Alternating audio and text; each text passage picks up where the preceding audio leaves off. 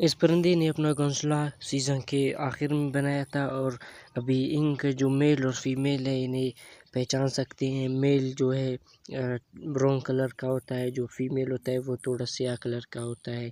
इन बच्चों में देख रहे हैं ये भी इसे कीड़ा खिला रहा है, ये फीमेल है और जो दूसरा घोंसले में बैठा है वो मेल है। अभी ये इन्हें कीड़े खिलाने के बाद जब ये परिंदे यहाँ से उड़ते हैं तो इनके बच्चे अपने आप को छुपा लेते हैं। कई जो शिकारी परिंदे होते हैं वो इन्हें ना देखे और जो बंदे वगैरह यहाँ से गुज़रते हैं तो ये अपने आप को छुपा लेते हैं ताकि वो हमें ना देखे।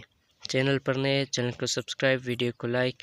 अभी देख रहे हैं कि इसने अपना घोंसला एक ऐसी जगह पर बनाया है जहाँ पानी नहीं आ सकता, तो इसके जो बच्चे हैं ये बचे हुए हैं और इसके 3 अंडे थे, 3 अंडे में से अभी जो है 2 बच्चे बाहर आए हैं और ये इन्होंने अगस्त में अपना घोंसला बनाया है।